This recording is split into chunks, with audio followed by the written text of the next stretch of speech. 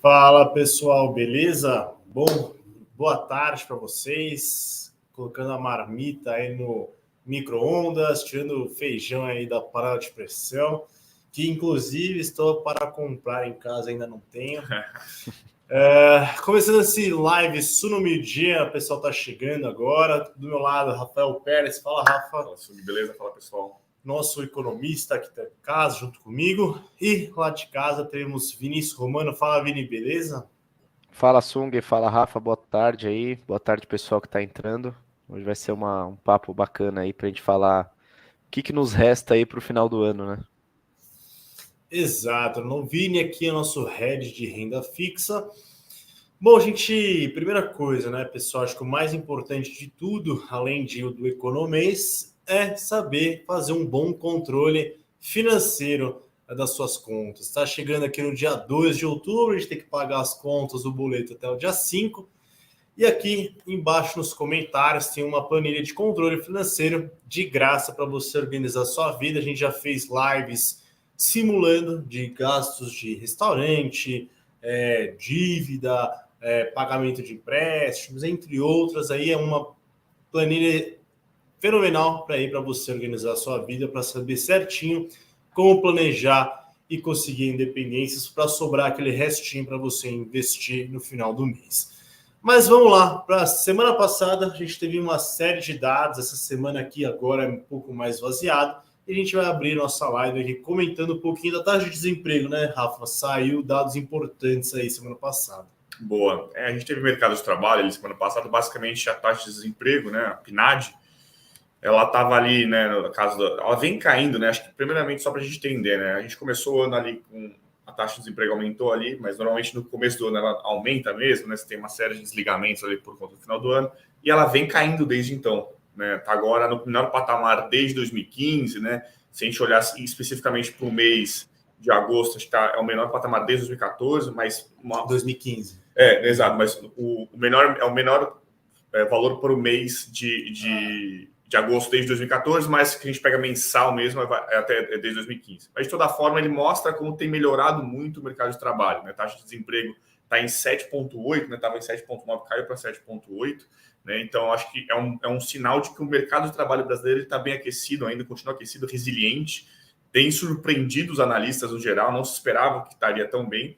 Isso é um sinal de que a economia brasileira, né, tem vindo melhor também do que a gente esperava. Né? O setor de serviços contrata muito também, tem ajudado muito nessa tendência, mas nós acreditamos que não haja mais quedas significativas até o final do ano. Por quê? Porque nesse segundo semestre, né, nesses meses até o final do ano, a atividade econômica deve andar um pouquinho mais de lado, a baixa comparação no primeiro semestre é muito alta, né? Então tudo isso acaba influenciando muito, né? O ponto, acho que é basicamente esse. Então, a gente tem uma atividade que tem melhorado os dados de mercado de trabalho. Até o final do ano, deve refletir essa desaceleração, então deve ficar mais ou menos estável. Né? Mas é importante porque isso dá maior confiança para o consumidor, isso mantém, né, o consumo das famílias aí mais aquecido. E um ponto importante, o salário, né, quando a gente pega ali a renda mensal, a renda média ali, né, os salários, eles não têm aumentado tanto, têm aumentado de forma mais na margem, assim, né, de forma mais moderada. E isso é importante porque diminui as pressões sobre a inflação. Né? Então, a gente está tendo um crescimento da economia, um mercado de trabalho um pouco mais aquecido, sem que isso gere tantas pressões aí sobre os preços. Né? Eu acho que esse que é uma questão importante. Boa, a gente teve também 2 índices de inflação na semana passada, IPCA 15, ele cresceu, mas já era algo esperado. Importante, a gente sempre separa preços administrados e preços livres. Preços livres, se não me engano, teve uma deflação novamente, tá? O dado que a gente está falando é de setembro, tá? Se eu não me engano, a gente voltou aí para casa dos 4 e pouco por cento. Me fugiu o número certo agora, mas de novo a composição do IPCA 15 que a gente vem batendo na tecla, que não é só o índice, a gente tem que olhar a composição, melhorou. Serviços subjacentes, que é, vamos dizer, o núcleo daquele segmento de serviços desacelerou, a média dos núcleos também desacelerou, deflação no parte de livres. Então a gente continua vendo uma composição benigna, que a gente sempre retrata aqui, do IPCA 15, que é positivo para o cenário do Banco Central. É claro, alguns grupos continuam um pouco acima do desejado, por isso que o Banco Central, na última ata que foi divulgada semana passada, ele comentou, olha, houve uma desaceleração da inflação, e é algo positivo, o Banco Central reconhece isso, mas alguns grupos ainda estão acima do desejado, que merecem atenção, parcimônia nesse corte de juros. Olha, não dá para ficar cortando mais de meio, porque a inflação precisa dar ainda sinais de convergência para a meta de 3%. As expectativas têm que voltar a ancorar de forma total, só está parcial. Então, tem uma série de fatores que esse IPCA 15 nos mostra também, que os juros precisa cair no ritmo que está sendo agora, que é de forma adequada. Além disso, tivemos a divulgação do IGPM. Pessoal, a gente falou na última live, segunda-feira passada, que ia ser divulgado o IGPM e, pelas estimativas, ia vir mais uma alta de 0,34, 30 e pouco, que é o que veio. E foi puxado principalmente por preços ao atacado, que representam 60% do IPA, do IGPM, perdão, o IPA, né, que é índice de preço atacado, representa 60% do IGPM, só para esclarecer minha frase. E, de acordo com o gerente de pesquisa da FGV, que conduz e divulga o IGPM, se não fosse a alta dos combustíveis que a gente teve recente, aí pelo reajuste recente pela Petrobras e, consequentemente, para os preços aos distribuidores, os postos, se não fosse isso, o IGPM teria vindo melhor, mas, dado esse aumento dos preços dos combustíveis, o IGPM apresentou uma nova alta. A gente escreveu recentemente sobre o IGPM, esse custo dos produtores aos consumidores. A gente vai ver uma estabilidade. No primeiro semestre, como a gente comentou, a gente viu uma deflação e um menor repasse desse custo dos produtores aos consumidores, o que ajudou a desacelerar a inflação.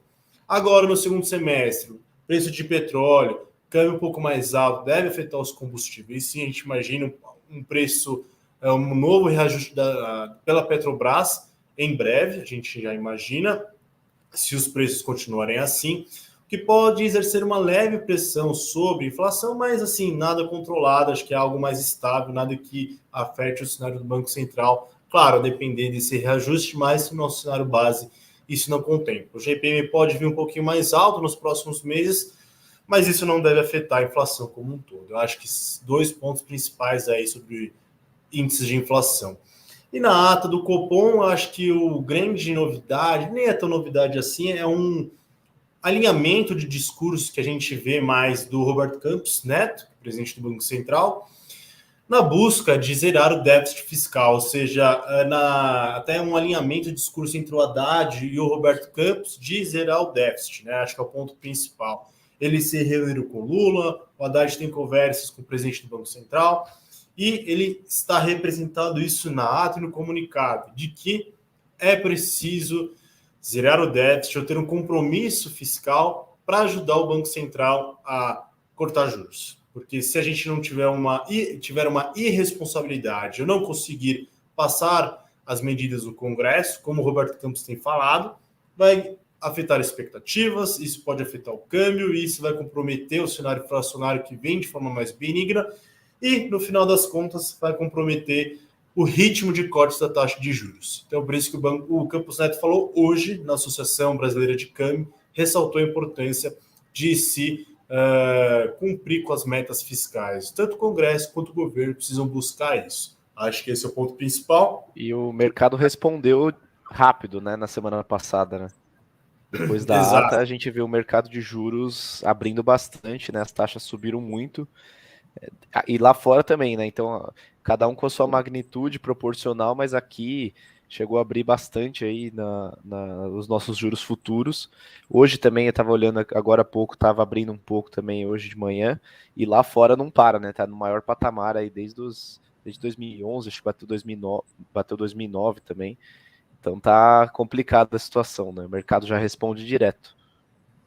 E aí eu acho que o ponto que eu até comentei no meu Morning Call hoje lá no Instagram, que é a grande estresse que está rolando agora nos mercados em relação aos Estados Unidos, né? Acho que 2 pontos principais. 3 pontos com os Estados Unidos. 2, o primeiro é o tom mais hawkish, o tom mais duro do Banco Central norte-americano em relação ao combate à inflação. que gerou temores de que o Banco Central ou aumente juros na próxima reunião, ou mantenha a taxa de juros no patamar atual por um período mais prolongado, até afastando possíveis cortes aí no primeiro trimestre, que é o que a gente já previa isso, que não teremos, a nosso cenário base de não ter mais altas, mas o corte é só lá na frente. E o mercado aí estava dividido, dado as declarações do Jerome Powell, que é o presidente do Banco Central. Além disso, diante desse estresse que fez com que as treasuries tivessem um rendimento maior, como o Vini bem trouxe, acho que até comentar como que está as curvas lá nos Estados Unidos, mas o episódio recente é que o governo norte-americano evitou uma paralisação do seu governo, do financiamento das suas atividades, com um acordo nesse fim de semana, né? Tava um ruído, vai ter, não vai ter? Eu imaginaria que eles iam chegar ao acordo e chegaram aos 45 minutos do segundo tempo e evitou uma paralisação por 45 dias.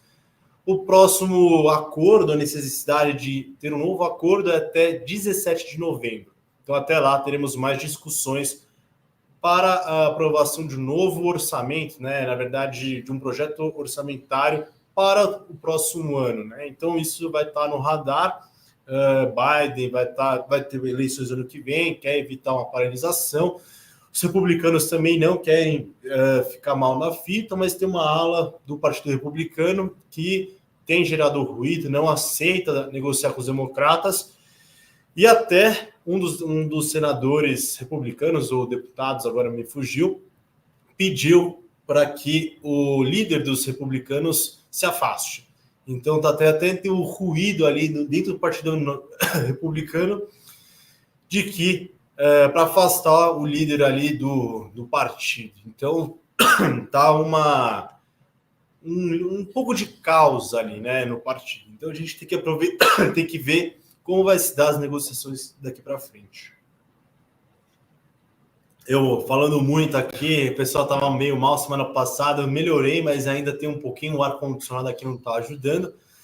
Mas, de qualquer forma, nos Estados Unidos está ainda os ruídos econômicos e políticos que têm estressado um pouco o mercado e a curva de juros. E isso, apesar de tudo isso, né, é só comentar aqui antes de passar para o Rafa, que não é um assunto novo, né? Isso acontece umas 2 vezes por ano, né?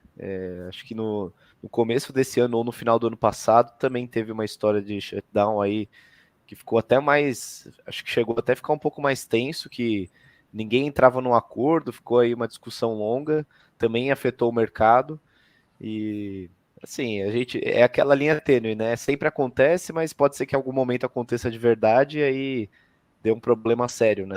E eu e o Rafa, a gente até fez acho que você estava de férias, a gente fez uma live aqui, a gente alertava, né, que uma coisa que, apesar do Brasil fazer a lição de casa, o cenário externo pode afetar bastante aqui o nosso cenário, né? E tem acontecido, né? A gente viu que no Copom a ata trouxe o comunicado, né? Trouxe um tom diferente, ou até não surpreendeu tanto, né? Veio meio ponto de queda, como todo mundo esperava, mas o cenário lá fora afetou a gente aqui, né? O juro abriu bastante, a bolsa também está um tempo sem subir. Ou quando sobe é uma coisa bem tímida, então não dá para a gente só olhar para nós, né? Acho que tem que olhar também para lá para fora. Eu concordo, Vini. Até porque a gente viu que os meses de agosto e setembro foram muito difíceis, né? Foram muita volatilidade, muito estresse, não só no mercado brasileiro, mas nos mercados globais. Se a gente olhar o desempenho da bolsa aqui e lá fora, a gente nota que foi um desempenho praticamente andando de lado, com quedas, né? A gente até recuperou agora o Ibovespa no último dia, mas praticamente ficou estável, né, no mês, e muito por conta disso. Então a gente tem um estresse muito forte nos Estados Unidos, essa questão das treasuries, né, indo para patamares, né, as treasuries de 10 anos, lá, os títulos públicos dos Estados Unidos, patamares, né, que não se via há muitos e muitos anos. Então o dólar do mundo inteiro está voltando para lá, então isso desvaloriza a nossa moeda, né? Isso aí acaba afetando a bolsa, e não só aqui no Brasil. Se a gente olhar nos sócios pares, isso tem sido um movimento, né, até comum. Então a gente viu um movimento meio complexo nos últimos 2 meses, né? Muito por conta do que o Sumi falou, e além de outros motivos. Você tem ainda política monetária na Europa ali bastante restritiva, você tem a China crescendo menos, né, algumas incertezas em relação à China. Então, você tem assim, uma série de questões ainda que colocam aí, acho que empecilhos, como você bem falou, né, Vini? Não é só aqui. Se a gente ficar olhando para tentar entender, às vezes, a bolsa, só olhando para o Brasil, a gente pode, às vezes, perder algumas questões, fazer um diagnóstico incorreto, né? Lógico, tem questões, tem ruídos ainda no Brasil, acho que a questão fiscal ainda é uma coisa que está pegando um pouco, mas, no geral, se a gente for só olhar para o Brasil para tentar entender a bolsa, a gente vai perder muito, né? Está acontecendo lá fora que influencia aqui dentro, né? Até para o investidor até às vezes ficar mais tranquilo, mais calmo, né? Falar, não, peraí, está tendo toda essa volatilidade, está andando de lado nos últimos meses, mas não é uma questão simplesmente doméstica, é uma questão que está afetando todos os mercados no mundo. Então, às vezes, você se mantém na sua estratégia, né? Fica mais tranquilo, não toma nenhuma atitude né, mais tempestiva, porque isso é um movimento que está afetando todos os mercados, não é só do Brasil. Boa, e só para lembrar, e o Vini falou um ponto importante, né? Não é a primeira vez que a gente tem esse tipo de discussão. Trump, eu estava até lendo, né? No governo Trump ficaram de 32 dias, ou 16 dias travado, Biden sofreu, quase sofreu, Obama sofreu, o Clinton sofreu também, então é algo que uma paralisação ocorre, né? E depende muito das negociações. O ponto é, os democratas e os republicanos, eles tinham acertado um acordo em maio, e agora os democratas aí estão cobrando o acordo que tinha sido realizado na época, né? E aí tem uma discussão importante. Os republicanos, a ala mais conservadora, deseja que haja um corte maior dos gastos, das despesas do governo, porque o governo americano hoje está com uma dívida enorme. As agências de rating já sinalizaram a queda do downgrade dos Estados Unidos, foi por conta de um problema fiscal, de um risco fiscal, não é risco, né? Na verdade, uma situação fiscal que vem se deteriorando nos últimos anos. Ali, a ala do Partido Republicano não quer aprovar um pacote de ajuda financeira à Ucrânia. Então, ali está uma negociação interessante que a gente precisa acompanhar para ver. Mas, de qualquer forma, a gente nota que não é só os republicanos nem os democratas, mas agências de rating já falam de uma deterioração fiscal nos Estados Unidos. Então, eles precisam controlar, assim como o Brasil também precisa fazer sua lição de casa. E eu acho que, Vini, você quer comentar um pouco do mercado de curvas aqui do Brasil, o mercado de renda fixa? Eu sei que as NTNBs voltaram a estressar, né, recentemente. Eu ia comentar exatamente isso. Semana passada eu participei lá da live do Notícias, né? Foi na quinta noite, se eu não me engano. E o título da live, o Edu até colocou, né? NTNBs voltam ao patamar de IPCA mais 6, que é um patamar que é aquela magia, né, da renda fixa, né? É o 1% ao mês e o IPCA mais 6. São essas duas taxas que chamam bastante os investidores, né? E realmente voltaram aí alguns vencimentos, né? Não foram todos os vencimentos, voltaram ao patamar lá de IPCA mais 6, que significa, né, para quem não está muito familiarizado, é basicamente que você vai ganhar a variação do IPCA, que é o índice de inflação oficial do Brasil, mais 6% ao ano. Então é você ganhando aí 6% de juro real, o que é bastante coisa, né? Nenhum país gosta de ter. Imagina você pagando uma dívida de IPCA mais 6% ao ano, é bastante coisa. Então, para quem é investidor, é uma taxa interessante. Pode ser que essa taxa continue a subir, a gente já falou isso diversas vezes, mas mesmo assim eu acho que é um patamar interessante de alocação, né? Quando estava 5,5, a gente já falava que já era interessante, então o IPCA mais 6, eu acho que ainda assim é interessante, principalmente para aqueles investidores que sempre compram, né? Então você pega, muita gente faz aportes mensais ou até trimestrais, enfim, quem faz aportes recorrentes, né? É interessante você sempre comprar e sempre alocar. Então, vai ter um mês que você vai direcionar mais para renda variável, outros você volta a direcionar mais para renda fixa, mas o interessante é que você sempre aproveita as movimentações do mercado, né? Se não tivesse volatilidade, ninguém ganharia dinheiro, né? Então, a volatilidade é interessante nesse ponto porque você consegue aproveitar preços baixos. Funciona assim também para renda fixa, né? Por incrível que pareça. E é aquele efeito, né? Quando a taxa sobe, o preço cai. Então, nesses últimos meses aí, a gente está vendo a taxa subir. O preço para quem já está posicionado, né, tem diminuído, né? As pessoas podem ter visto aí os preços, o valor dos títulos diminuírem, mas para quem continua comprando, né, mesmo essas próprias pessoas que já têm o título, pode ser uma oportunidade interessante. E eu estava pegando os dados aqui enquanto estava falando dos Estados Unidos. Se a gente pegar o título de 10 anos, né, e comparar com um ano atrás e um mês atrás, olha como tá, né? O atual, né? Se a gente pegar o papel de 10 anos, está 4,70 arredondando, né, por cento. Um mês atrás estava 4,20, então praticamente 0,5% aí, né? Meio ponto percentual de alta, é bastante coisa. E um ano atrás estava 3,65%. Então, mais de 1% aí para cima, né? Mais de um ponto percentual acima.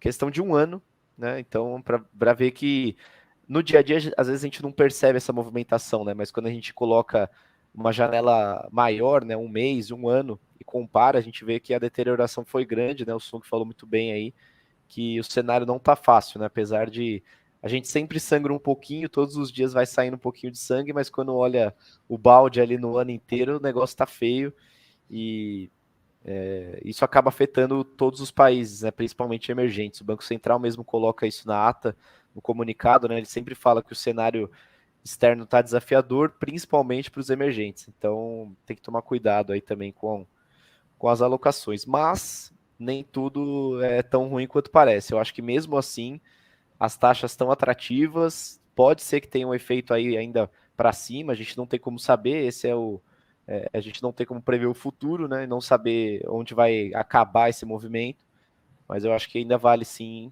se expor a alguns ativos aí de renda fixa. Isso você está falando no exterior ou no Brasil? Nos dois. Eu acho que, assim, é aquele negócio, né? A gente falou isso algumas vezes aqui, mas eu acho que você pega renda fixa nos Estados Unidos. Tem essa questão do fiscal, alguns grandes investidores não acreditam muito, né, que bonds sejam um bom investimento agora. Por exemplo, o Ray Dalio, que escreveu aquele livro Princípios, né, que é bastante famoso, ele fala bastante dos ciclos, é bastante respeitado. Só que assim, é aquele negócio, né? Para os Estados Unidos, por exemplo, para o dólar, por exemplo, deixar de ser a moeda global, tem que acontecer um negócio aí meio grande, né? Tem que ser um pouco de catástrofe aí acontecendo. Tem a questão da dívida dos Estados Unidos, que é muito grande, é impagável. Vários países também estão na mesma situação, né, principalmente desenvolvidos. Você tem uma taxa aí falando sem ser títulos públicos, né? Você pega títulos privados, né? Os bonds mesmo. Títulos pagando aí 7%, 6,5% ao ano em dólar, às vezes de empresas brasileiras gigantes, por exemplo, JBS, Banco do Brasil, vários bancos, né, que são gigantes aqui no Brasil pagando lá fora esse nível de taxa que é muito alto, né? Itaú, BTG, não só bancos, mas também Suzano, Klabin, empresas que majoritariamente têm sua receita dolarizada, né? Ou parte dela. E uma taxa dessa, se você compara, por exemplo, com o CDI, compara com o IMAB, compara com vários índices aqui no Brasil, é interessante, né? Você pega dólar mais 5,5, dólar mais 6, é um benchmark interessante para você ter na sua carteira. Então, eu acho que mesmo que a taxa continue subindo um pouco, vai até onde? Vai até 10%? Vai até 8%? Vai até 7%? A gente não sabe. Mas eu acho que a chance dela parar ali no 6% já é maior do que ela continuar subindo indefinidamente, né? Até o Buffett falou naquela reunião anual deles da Berkshire lá, eles falaram, né? Never bet against America. Então, eu acredito nisso, né? Eu acho que o Powell não tá completamente doido ainda, então eu acho que ele não vai deixar desancorar completamente as expectativas. Se desancorar, né? Se tiver mais uma alta residual, como o mercado já espera, beleza, vai para 6%, acho que não chega nem a 6%. Eu acho que o nível de taxa é um nível que a gente não vê há algumas décadas aí no mercado e não estou dizendo que é all-in, né? Não precisa vender a casa e comprar em bonds, mas eu acho que é uma boa janela para se aproveitar ali com parte do portfólio. Se tinha gente investindo em bonds com a taxa a 0%, a 2%, por que você não vai investir a 6%, né? Boa. Inclusive, só fazer um parênteses, você falou dessa questão da hegemonia do dólar, né? A gente escreveu um texto agora na Carta Investidora, agora essa semana, no nosso relatório de macro, justamente fazendo essa discussão, se de fato existe um fim da hegemonia do dólar, né? Se, enfim, vai ser a moeda chinesa, para onde que vai. A gente faz uma discussão bem bacana lá, quem tiver interesse, né? Acho que o relatório de macro está bem legal nessa parte. Boa. E hoje pela manhã saiu o Boletim Fox, colocar aqui na apresentação. Rafa aí solta para a gente um áudio no Telegram. Se você não faz parte do Telegram da Suno, se não me engano, no site ali tem um link específico, mas aqui a gente sempre comenta para você que nos assiste. Boa. Acho que basicamente é o que tem acontecido nas últimas semanas, né? Você não tem grandes mudanças, né? O mercado já meio que incorporou as principais mudanças que poderiam haver, né? As principais variáveis. Agora vão ser alterações marginais ali, quando se vier um dado de inflação, um dado de atividade, um pouquinho diferente, pode incorporar, né? Pode haver alguma mudança. Mas, no geral, a gente já está quase no final do ano, né? Já estamos em outubro, né? O ano passou rápido e a gente já tem praticamente aí mais 2 meses e meio, né? Quase 3 meses. Então, a gente deve ver poucas mudanças, né? Se a gente olhar para 2023, não teve nenhuma mudança em relação à semana passada, todas as variáveis continuam a mesma, né? Aqui, eu acho que 2023, de fato, a gente já está mais dá para ver melhor o horizonte, né? No final do ano, então as mudanças vão ser menores. Para 2024, mudança marginal no IPCA, então de 3,86 para 3,87. O PIB continua em 1,5. Câmbio subiu também na margem, ali praticamente para R$ 5,02. Selic continua em 9, né? Também em 25, também nenhuma mudança em relação à semana passada. Então, a boa notícia é que o IPCA, então a inflação continua ali parcialmente ancorada, né? Como o Banco Central tem falado. Então, acho que a 10ª semana consecutiva, isso é um bom sinal, né? Para 26, a mesma coisa. Aí, o crescimento ali por volta de 2%, né, que seria aquele crescimento que tem se olhado como se fosse um crescimento mais de longo prazo, né? Então, acho que, na verdade, não tem grandes alterações. É um sinal de que a gente, o mercado já incorporou, né, praticamente as principais mudanças, principalmente para esse ano. E para ano que vem, a gente vai ter que aguardar ainda, né, como é que vai ser a questão cenário externo, até onde que vai, né, que a gente já tem falado aqui a discussão, até onde vai a Selic, se de fato o Banco Central vai continuar cortando, se as incertezas fiscais vão ter que frear um pouco esse ciclo de cortes, mas de toda forma acho que até o final do ano a gente não deve ter mesmo grandes alterações, a depender aí principalmente dos dados de crescimento que tem surpreendido e alguma questão aí ligada à inflação. Eu chamo a atenção esse câmbio que está em sentido de desvalorização. Eu acho que tem esse ceticismo de que o governo não vai conseguir cumprir com a meta, que a dívida bruta em relação ao PIB vai continuar subindo. 2026 é ano de eleição. Então, assim, vamos ver. Tem muita coisa, claro, para correr, muita água para passar debaixo da ponte, mas se olhar hoje, olhando para o futuro, com as informações que a gente tem, essa desvalorização, essas incertezas fiscais que a gente tem aqui no Brasil, que afetam mais de forma estrutural as variáveis do que questões conjunturais de curto prazo. Bom, eu acho que seria isso. E aí eu acho que a gente podia passar agora mais para as perspectivas econômicas até o final do ano. Só antes, deixa eu responder aqui a dúvida do Thiago. Maravilha. Que ele fala que qual a diferença de LCA e CDB, né? Boa pergunta, inclusive. Vamos lá, renda fixa tem um monte de sopa de letrinhas aí, então é completamente normal aí que tem essas dúvidas aí nas siglas, né? Mas os dois são títulos de renda fixa emitidos por instituições financeiras, né? Então você pega o CDB, ele é o certificado de depósito bancário e ele é emitido por bancos ou instituições financeiras, né? E a principal diferença entre os dois, além do direcionamento dos recursos, um vai para o agro, que é o caso da LCA, e o outro vai para onde o banco desejar, não tem uma destinação específica, é a questão da isenção do imposto, né? Então, muita gente gosta das LCAs ou LCIs porque elas não têm o imposto de renda, né? Elas são isentas. O governo, justamente para direcionar recursos para o agro e para o setor imobiliário, que são importantes para a economia, ele isentou os investidores de pagar o imposto de renda. Então, quando você investe numa LCA ou numa LCI, você não paga esse imposto, e quando você investe num CDB, aí você já paga conforme a alíquota regressiva, né, que tem uma tabelinha que a gente tem aqui na renda fixa, prevista lá na Receita Federal. Você paga o imposto de 22,5% até 15% sobre o rendimento, né? Não é sobre o valor total, é só sobre o rendimento que você tem. Então a alíquota mínima é de 15%, o que faz bastante diferença, né? Se você pega uma LCA a 100% do CDI e compara com o CDB a 100% do CDI, a LCA você vai estar ganhando mais dinheiro porque você não paga o imposto, né? Você não tira esse percentual do seu rendimento. Então, não que não priorize a LCA, né? Tem que fazer a comparação da rentabilidade, mas entre um ou outro, o mais ideal ali é que você procure por uma LCA que tenha uma rentabilidade alta e que o mais importante, acho que de tudo, é que você escolha um emissor seguro, né?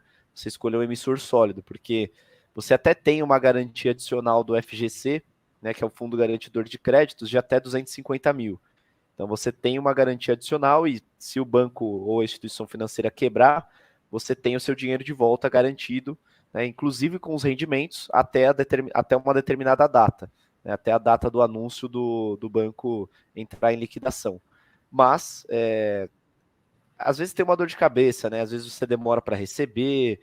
O banco, por exemplo, esse ano a gente teve a gente teve alguns casos aí de bancos entrando em liquidação judicial e alguns meses os investidores ficaram sem receber, aí eu diria uns 4, 5 meses, e pensa que o rendimento fica parado. Então, assim, enquanto seu dinheiro poderia estar rendendo lá pelo menos o CDI, você vai ficar esperando o banco te pagar e o seu dinheiro ficar congelado. Então, apesar de você ter a garantia, eu não acho que vale, às vezes, a dor de cabeça. Então, o ideal é você escolher emissores sólidos para você alocar o seu dinheiro, tá? Então, mas a principal diferença é essa: um paga o imposto, o outro não paga, né? É isento para a pessoa física. E para o banco, né, tem a diferença da destinação dos recursos. A LCA você tem que destinar para o agro um percentual, e o CDB vai para onde o banco melhor entender. Ele pode usar para marketing, para aumentar a captação, aí, a originação de crédito, enfim, pode fazer o que ele quiser. Bom, eu tenho uma segunda pergunta do Thiago também, Vini. Selic na baixa, vale a pena investir no Tesouro Direto? Aqui eu acho que a gente vem falando há algum tempo, né? Acho que depende do indexador, depende do título que você compra. Acho que isso a gente deixa até bem claro lá na carteira de renda fixa, mas até para trazer um resumo, né? Acho que não só pela Selic estar na baixa, acho que, claro, o movimento de queda da Selic ele traz uma possibilidade de ganho maior, mas não é uma regra inversamente proporcional, tipo, Selic vai cair, vamos comprar pré-fixado. Não é bem assim que funciona, né? O que vale também é a expectativa do mercado. Então, se o mercado já espera um corte muito forte na taxa Selic, meio que não adianta, e você não acredita, né? Meio que não adianta você comprar um pré, né? Porque aí o mercado, em tese, estaria errado na sua visão e as expectativas iriam convergir para cima. E se a taxa sobe, é aquele negócio, o preço cai. Então não vale a pena você comprar um pré se você acredita nesse cenário, né? Se você acha que a Selic está precificada, os cortes estão muito intensos, mais do que o que você acha que vai ser, então o pré não faria sentido. Então não é porque a Selic vai cair que vale a pena investir em pré-fixado. Agora, um IPCA+, às vezes vale a pena, um pós-fixado vale a pena. Então, o Tesouro Direto é uma plataforma, né? Ele não é um título que você escolhe, né? O Tesouro Direto é só uma plataforma do Tesouro Nacional, e nela você tem várias opções de título. Você tem lá o Tesouro IPCA+, você tem o Tesouro IPCA que paga juros semestrais, você tem o pré-fixado com juros, você tem o Renda Mais, que é uma opção nova, você tem o Educa Mais, que também é novo, o Tesouro Selic. Então, são várias opções lá dentro, e sempre, se for nessa linha, né, se vale a pena investir no Tesouro Direto, sempre vai valer, porque cada cenário vai ser um título diferente, né? E acho que isso a gente explica mais detalhado, né? Porque senão eu vou ficar aqui meia hora falando, mas a gente explica mais detalhado lá nos nossos relatórios. Inclusive, hoje tem plantão de dúvidas, 18 horas ao vivo, então convido todos aí. Se o Thiago já for assinante, convido aí para participar hoje, 6 horas. O renda fixa é da nossa assinatura premium para cima, certo, Vini? O plantão Isso. também, né? Tudo, a partir do premium. Boa. Bom, e aí a gente entra agora nas perspectivas macro até o final do ano. Eu acho que a gente pode começar por juros, né? Juros norte-americanos, nosso cenário básico, a gente não tenha mais altos pela frente, porque a inflação já dá sinais de desaceleração. É claro que os juros têm que continuar nesse patamar para continuar esse processo até que a inflação convirja para a meta de 2%. Atividade vem desacelerando, o mercado de trabalho tem desaquecendo, taxa de desemprego subiu. Essa semana vai ser novo dado de taxa de desemprego, importante acompanhar. Então, Banco Central e a gente espera um arrefecimento, que vai ser importante.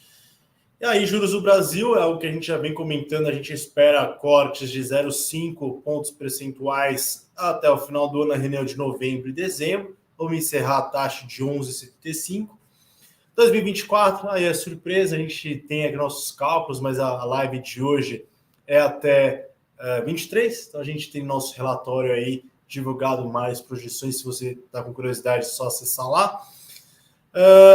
E aí eu acho que o Banco Central ele deve continuar cortando os juros em 2024, mas eu acho que os cenários fiscal, expectativas, câmbio, ruídos políticos, cenário externo, eu acho que isso é um pacote que tem que ser monitorado e o Banco Central tem colocado no radar, né? Eu acho que é um ponto importante. A inflação nossa, ela deve encerrar o ano em 4,9%, um pouquinho acima do Fox. Aí riscos que a gente olha no nosso cenário, né? Preço de combustíveis para cima, provavelmente teremos mais um reajuste, mas isso não deve afetar muito o cenário do Banco Central.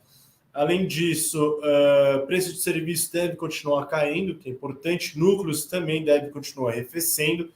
Então, o cenário inflacionário deve continuar benigno até o final do ano, né?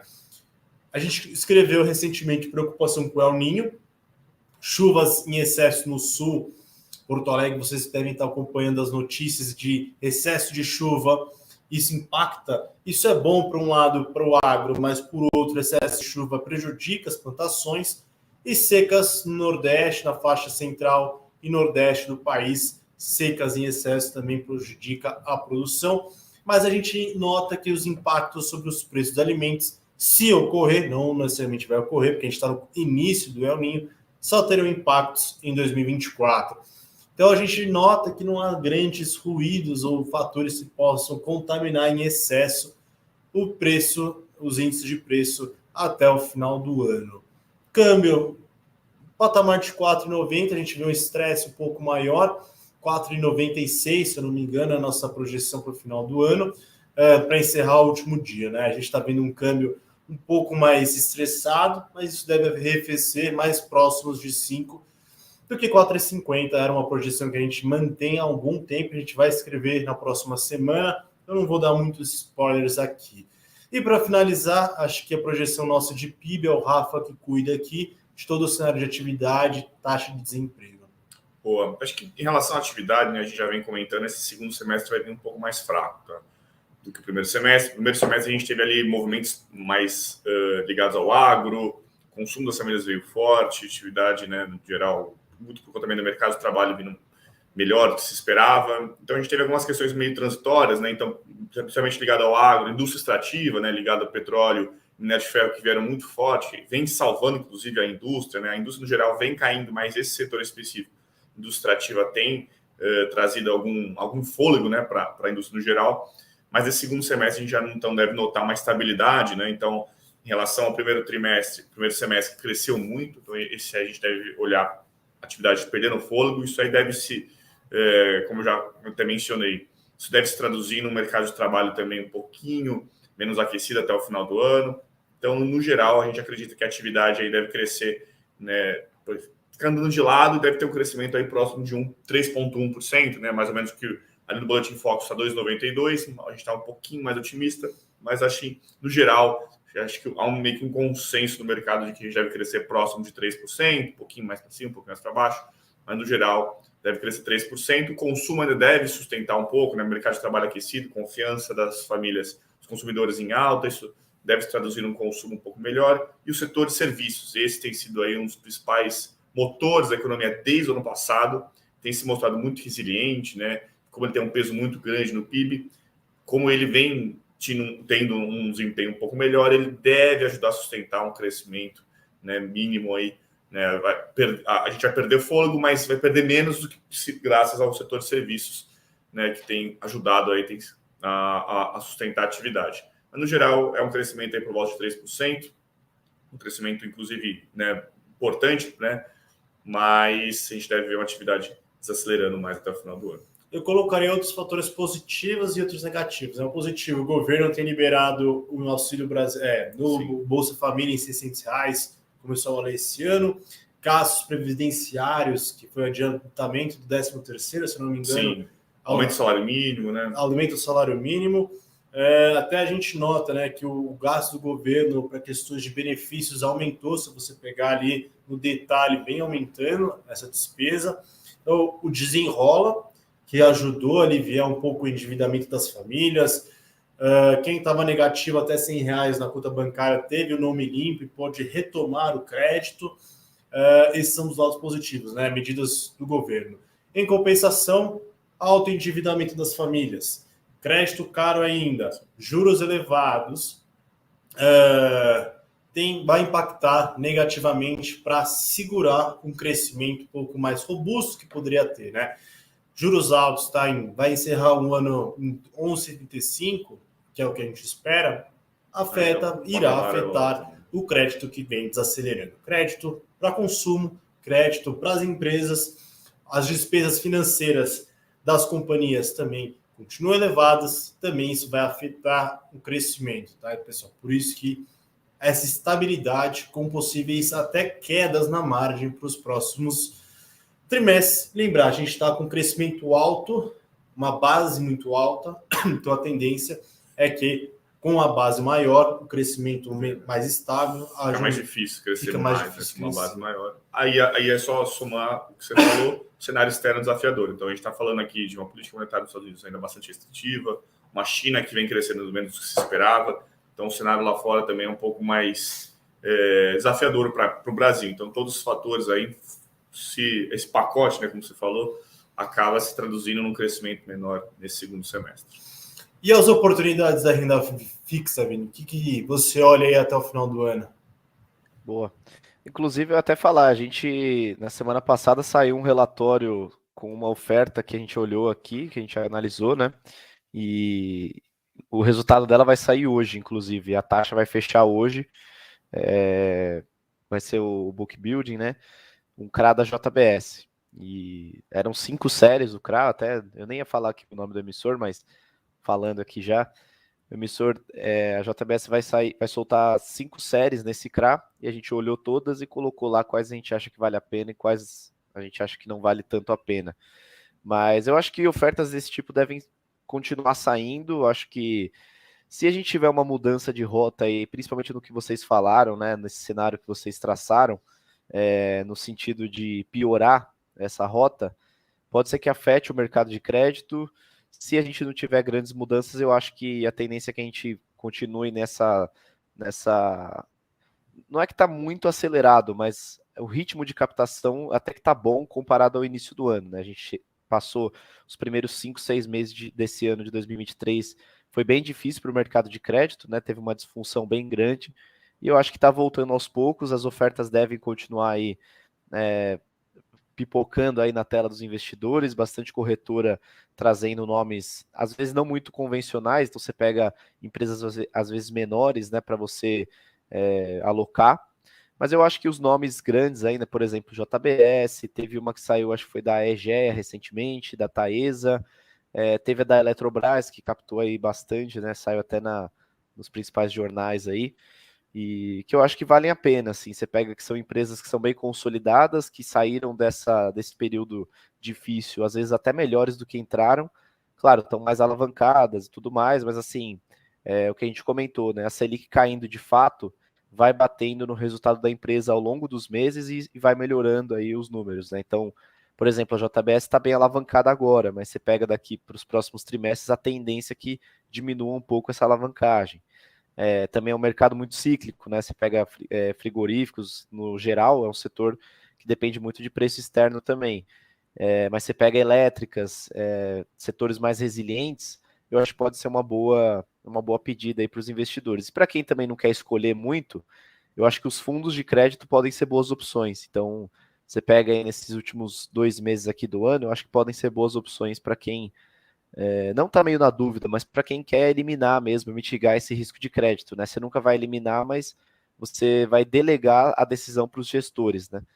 Então os FIINFRAs podem ser bons investimentos, né? Você pega bons gestores que conseguem selecionar bons papéis, você vai ter bons títulos dentro da carteira, rendendo altas taxas de juros e com risco controlado, né? Não é dizer que vai ser sem risco, mas você vai ter um risco controlado. E sem o imposto de renda também, que isso é importante, né? Eu falei aqui da LCA, é um ponto importante. Então, acho que crédito, no geral, deve ser um bom investimento. Acho que fundos, para quem não quer correr muito risco ali, escolher um nome específico. E acho que título público, né, principalmente indexado ao IPCA, eu acho que deve trazer bons ventos aí para quem alocar agora, porque eu acho que a taxa está dando uma nova oportunidade, né, para aqueles que perderam a janela dos 6% no começo do ano, voltou agora de novo, IPCA mais 6%, não todos os papéis, mas alguns vencimentos voltaram, e eu acho que pode ser uma boa oportunidade, né? Não quer dizer que essa taxa vai parar por aí, mas eu acho que é uma janela, né? Eu acho que no geral é mais ou menos isso. Assim, a gente vem falando sempre, né? Várias semanas aí que a gente comenta dos indexadores, principalmente IPCA+, a gente já vem falando há um tempo aqui. Maravilha! Para você investir no crédito privado, investir nos títulos que o Vini comentou, você precisa antes organizar sua vida financeira. E para isso, aqui nos comentários, a Suno está disponibilizando de graça uma planilha de controle financeiro. Porque investir, você tem que ter segurança, fazer reserva de emergência, conseguir quitar suas dívidas, organizar o seu dia a dia dos seus gastos e poder ter um bom planejamento. Não adianta você querer investir se do outro lado da sua casa está tudo bagunçado, né? Então, temos que começar com o pé direito. Para isso, fica aqui a nossa dica. Segue essa planilha muito boa, toda automatizada, com detalhes. A gente até pode, na próxima live, abrir ela de novo. A gente já fez uma simulação. Foi bem legal. O pessoal fez os comentários aqui. Acho que foi uma boa prática que a gente fez aqui na live. Eu, particularmente, falo minha vida é uma antes da planilha de controle financeiro e depois outra, porque ajuda demais, cara, você gerir ali, você acaba criando o costume, né, de se planejar melhor financeiramente, isso faz toda a diferença. Eu, Paulo, tranquilamente, minha vida é uma e depois outra, depois dessas planilhas. Boa. Boa, do meu lado, eu acho que é isso. Valeu, Rafa, valeu, Vini. Algum comentário final? Vini? É isso. Boa semana a todos. Vamos baixar aí a planilha de controle financeiro. É de graça, né? Só clicar aí no link da descrição, colocar, não sei nem se precisa, acho que só colocar o e-mail lá e já chega direto lá no seu e-mail, só baixar. E o Rafa é que assim, né? Não existe valor, né? É que pro Rafa é um cenário diferente, né? Porque você pega muito dinheiro para controlar, você precisa de uma planilha. Mas mesmo quando você não tem muito dinheiro igual o Rafa, é bom você controlar, porque também quem não controla R$100 não vai controlar 1 milhão. Então, você tem que começar desde o zero aí a controlar, organizar suas finanças. E pro Rafa, ele fala isso porque é muito dinheiro para né, não sabe de onde vem, então ele precisa disso daí mesmo. Isso. Valeu, pessoal. Boa, valeu, pessoal. Galera, Até mais. forte abraço. Até mais, boa semana.